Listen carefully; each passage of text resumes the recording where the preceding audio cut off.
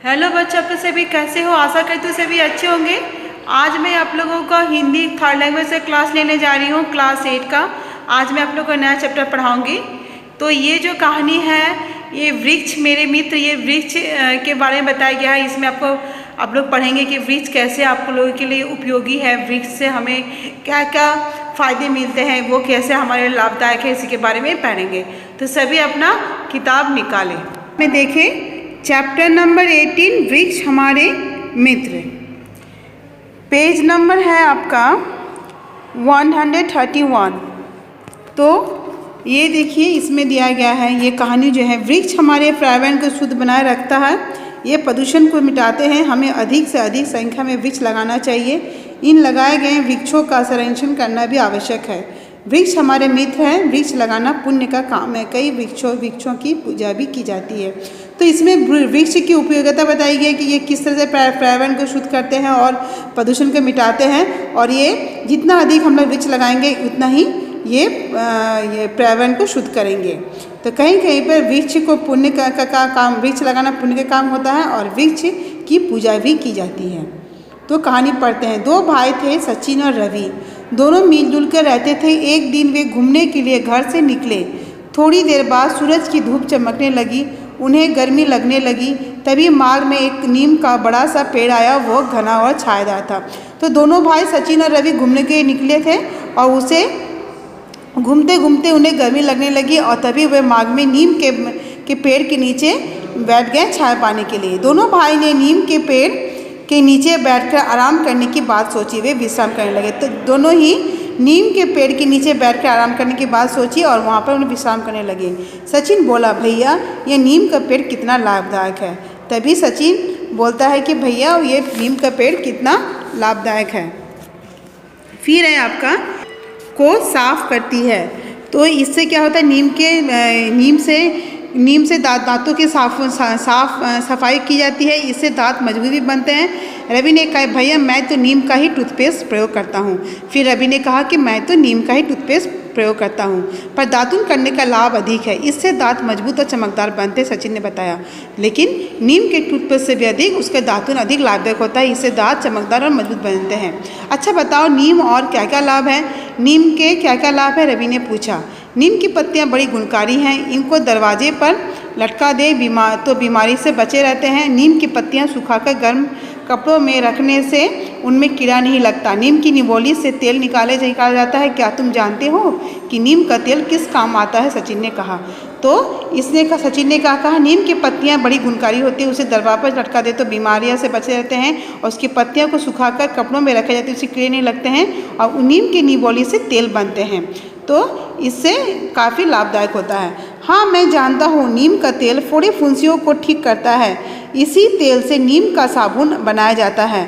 हम बरसात के दिनों में इसी साबुन से नहाते हैं, रवि ने बताया। तब तो नीम का पेड़ हमारा मित्र है, ये हमारे बहुत काम आता है। तो फिर क्या कहा? हाँ मैं जानता हूँ। फिर रवि ने कहा, हाँ मैं जानता हूँ नीम का तेल से फोड़े फुंसी भी ठीक होती है और बारिश के समय हम लोग नीम के साबुन से ही नहाते हैं। तो फिर रवि ने क्या कहा? तब तो नीम पेड़ हमारा मित्र है, ये हमारे बहुत काम आता है। अब सारी थकान दूर हो गई। चलो अब आगे चले। अब उन्हें प्यास लग रही है। चलते चलते उन्हें एक नारियल का पेड़ दिखाई दिया। वह पेड़ बहुत लंबा और पतला था। तभी उनके सामने एक नारियल जमीन पर टपक पड़ा। सचिन ने उसे उठा लिया। रवि ने थैले में से चाकू निकाला और नारियल को साफ करके उसमें एक छेद किया। नारियल में काफ़ी पानी था। दोनों भाई ने थोड़ा थोड़ा ठंडा पानी पिया और उनकी प्यास बुझ गई। रवि बोला, मज़ा आ गया भैया। तो फिर दोनों जब थकान दूर हो गई थी तभी वहाँ पे नीम के पेड़ के छाया से उठकर वे आगे चलते हैं। तभी उन्हें प्यास लगती है। तभी उन्हें आगे जाके नारियल का पेड़ दिखा देता है। वो बहुत लंबा था और पतला था। तभी उनके सामने एक नारियल ज़मीन पर टपक पड़ा। सचिन ने उसे नारियल से उठाया और चाकू से काट कर उसके छेद करके उसके नारियल का पानी पिया। फिर देखिए पेज नंबर 133 निकाले। तो फिर नेक्स्ट पेज में है आपका थोड़ा थोड़ा ठंडा पानी पिया। उनकी प्यास फिर दोनों ने नारियल का काट कर उसे थोड़ा थोड़ा पानी पिया जिससे कि उनकी प्यास बुझ गई। फिर वे बैठ के नारियल के पेड़ के बारे में सोचने लगे। फिर वो दोनों नारियल के पेड़ के बारे में बातें करने लगे। सचिन बोला, मैं नारियल की चटाओं को साफ करके उनसे रस्सी बना सकता हूँ, इससे चटाई भी बनाई जा सकती है। फिर सचिन क्या बोला कि नारियल की चटाओं से उससे चटाई भी रस्सी बनाई जाती है, जिससे कि वो चटाई भी बनाई जा सकती है। रवि ने आगे बताया, नारियल की गरी को खाने में बहुत मज़ा आता है।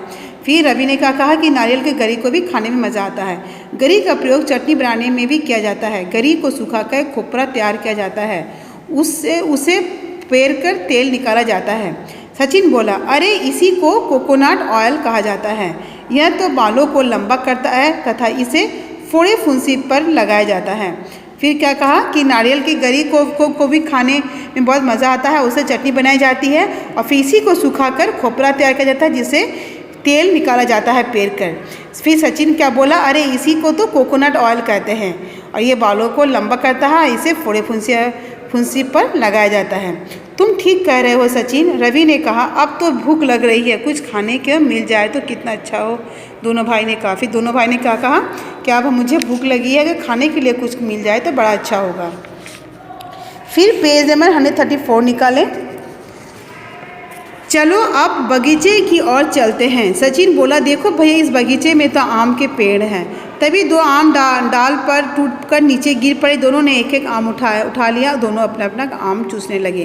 तो फिर जब वो बगीचे के आगे चले तो वहाँ पर क्या देखा उसने, बगीचे में जब उन्हें भूख लगी थी फिर वो बगीचे की ओर चले। फिर उन्हें क्या देखा, बगीचे में आम का पेड़ है। तो तभी के उन दोनों के पास इन दो आम गिर पड़ा और दोनों ने एक एक आम लेके चूसने लगे। ये आम बहुत मीठे हैं, इन्हें चूस कर तो मज़ा आ गया, दोनों भाई बोले। नहीं बोले, ये पेड़ हमें फल देने के साथ साथ परोपकार की भी शिक्षा देता है। इधर से लोग पत्थर मारते हैं, उधर बदले में ये हमें फल देते हैं। तो हमें इससे ये परोपकार भी मिलता है कि हम जब पेड़ पर पत्थर मारते हैं फल तोड़ने के लिए, उसी क्या होता है, वो हमें फल देते हैं। हाँ, ये बात तो है, इतने हम पाहन हानि उतवे वो फल देते हैं। तो हम इधर से पत्थर मारते हैं और वो उधर से फल देते हैं। सचिन ने पूछा, भाई बताओ, आम और किस किस काम आते हैं? रवि ने बताया, कच्चे आम को भूनकर पन्ना बनाया जाता है, इसे पीकर हम लू से बच सकते हैं। और कच्चे आम का अचार भी बनाया जाता है, अचार बड़ा स्वादिष्ट लगता है। फिर रवि ने क्या बताया, कच्चे आम को भूनकर पन्ना बनाया जाता है और इससे हम लोग पीकर लू से बच सकते हैं। और कच्चे आम का अचार भी बनाया जाता है और अचार बड़ा स्वादिष्ट लगता है। मेरा मन तो बगीचे में रहने का ही हो रहा, सचिन बोला। रवि, वृक्ष हमारे मित्र, पर्यावरण को शुद्ध रखते हैं। वृक्षों से हमें सांस लेने के लिए ऑक्सीजन मिलती है। और अब दोनों भाई खुशी खुशी घर लौट आए। घर आकर उन्होंने पौधे का लगाने का निश्चय किया। तो फिर दोनों ने क्या कहा कि वृक्ष ये हमारे बहुत अच्छे मित्र होते हैं, ये पर्यावरण को शुद्ध करते हैं और वृक्ष हमें सांस लेने के लिए ऑक्सीजन भी देता है। फिर दोनों भाई खुश होकर घर लौटे और वो आके पौधे को लगाने का निश्चय किया। तो हम लोग अब इसका जो जीवन मूल्य के बारे में पढ़ेंगे। ये अब तो कहानी खत्म हो चुका है।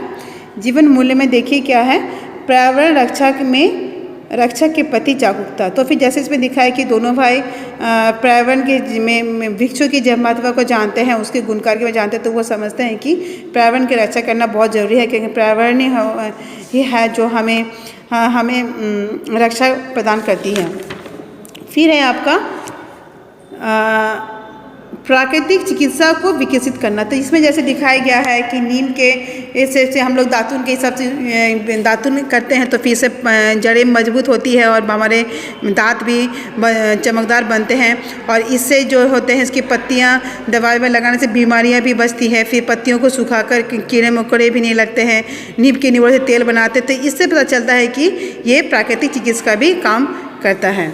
फिर है आपका परोपकार और प्रकृति के प्रति प्रेम। परोपकार जिसमें दिखाया गया है कि ये वृक्ष किस तरह परोपकारी है, जो हमें फल देते हैं। फिर बहुत सारी प्राकृतिक चिकित्सा का कारण बनती है, औषधि प्रदान करती है, तो ये भी परोपकार का काम करती है।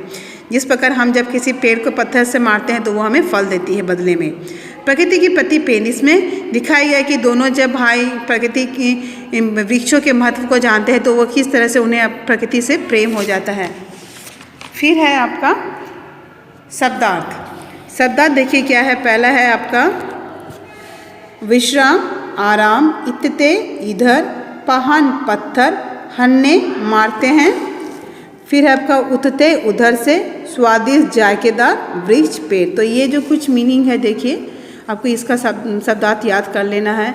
जैसे विश्राम का आराम रेस्ट कहते हैं इतते, यानी इधर हियर, पाहन पत्थर स्टोन, हन्ने मारते हैं टू थ्रो, उत्ते उधर से, फ्रॉम देयर स्वादिष्ट चायकेदार टेस्टी वृक्ष पेड़ ट्री। तो आप लोग सभी शब्दार्थ याद कर लेंगे। तो आशा करती हूँ आप लोग को ये चैप्टर समझ में आ गया है। तो आज मैं अपना क्लास यहीं समाप्त करती हूँ। धन्यवाद।